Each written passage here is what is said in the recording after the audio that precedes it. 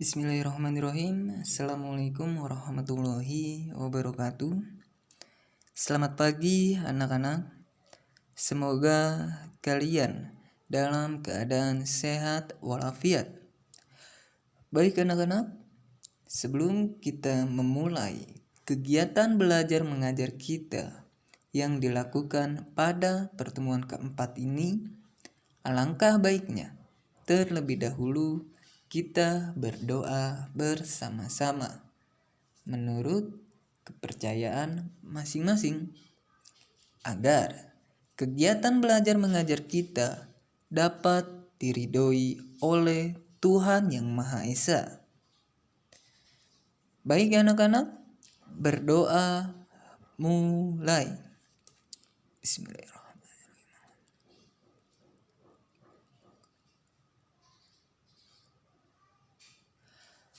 Berdoa selesai.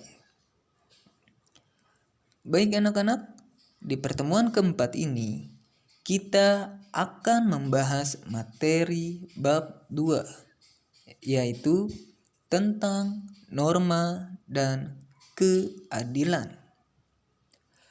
Di dalam materi bab 2 ini terdapat 3 pokok pembahasan yang nantinya kita akan bahas bersama-sama.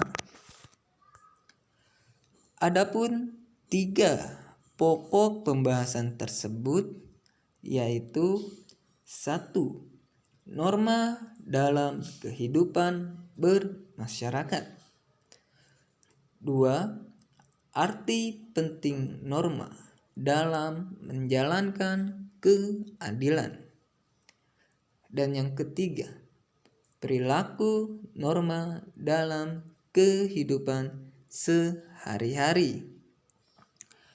Setelah kita membahas satu persatu pokok pembahasan dari materi bab 2 ini, insya Allah nantinya kita akan mengerti tentang norma dan keadilan.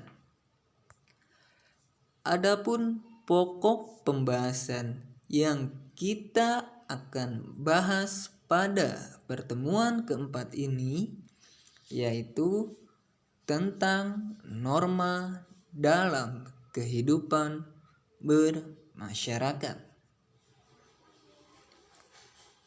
Pengertian norma. Norma adalah ketentuan yang mengatur tingkah laku manusia dalam masyarakat. Ketentuan tersebut mengikat bagi setiap manusia yang hidup dalam lingkungan berlakunya norma tersebut. Dalam arti, setiap orang yang hidup dalam lingkungan berlakunya norma tersebut harus menaatinya. Di balik ketentuan tersebut ada nilai yang menjadi landasan bertingkah lakunya bagi manusia. Di dalam masyarakat terdapat bermacam-macam norma. Adapun jenis-jenis norma tersebut yaitu ada yang namanya norma kesusilaan, norma kesopanan, norma agama, dan norma hukum. Norma kesusilaan yaitu peraturan hidup yang berasal dari hati nurani manusia. Norma kesusilaan ini juga menentukan mana yang baik dan mana yang buruk. Norma kesusilaan yang mendorong manusia untuk kebaikan akhlak pribadinya. Norma kesusilaan melarang manusia untuk berbuat tidak baik karena bertentangan dengan hati nurani setiap manusia yang normal. Adapun contoh dari norma kesusilaan yaitu 1. Jangan mencuri barang milik orang lain. 2. Jangan membunuh sesama manusia. 3. Hormatilah sesama manusia. Dan yang keempat, bersikaplah jujur. Jika ada salah satu masyarakat yang melanggar norma kesusilaan ini, dia akan diberikan sanksi atau ancaman hukuman berupa perasaan manusia itu sendiri yang mengakibatkan penyesalan. Norma kesopanan. Norma kesopanan yaitu ketentuan hidup yang berasal dari pergaulan dalam masyarakat. Dasar dari norma kesopanan adalah kepantasan, kebiasaan, dan kepatutan yang berlaku dalam masyarakat. Norma kesopanan sering dinamakan norma sopan santun, tata krama, atau adat istiadat. Norma sopan santun yang aktual dan khas berbeda antara masyarakat yang satu dengan masyarakat yang lain. Adapun contoh dari norma kesopanan yaitu 1. Yang muda harus menghormati yang lebih tua usianya. 2. Berangkat ke sekolah harus berpamitan dengan orang tua terlebih dahulu. 3. Memakai pakaian yang pantas dan rapi dalam mengikuti pelajaran di sekolah. Dan yang keempat, jangan meludah di dalam kelas.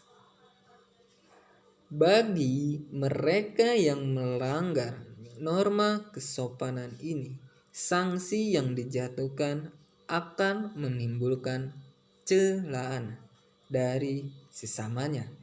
Dan celaan itu dapat berwujud kata-kata, sikap kebencian, pandangan rendah dari orang sekelilingnya, dijauhi dari pergaulan, sehingga akan menimbulkan rasa malu, rasa hina, rasa dikucilkan yang dirasakan bagi penderitaan batin.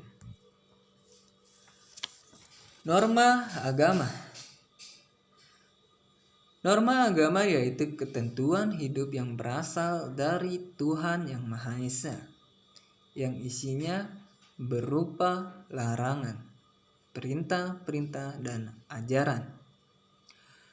Norma agama berasal dari wahyu Tuhan dan mempunyai nilai yang fundamental yang mewarnai berbagai norma yang lain, seperti norma kesusilaan, norma kesopanan, dan norma hukum.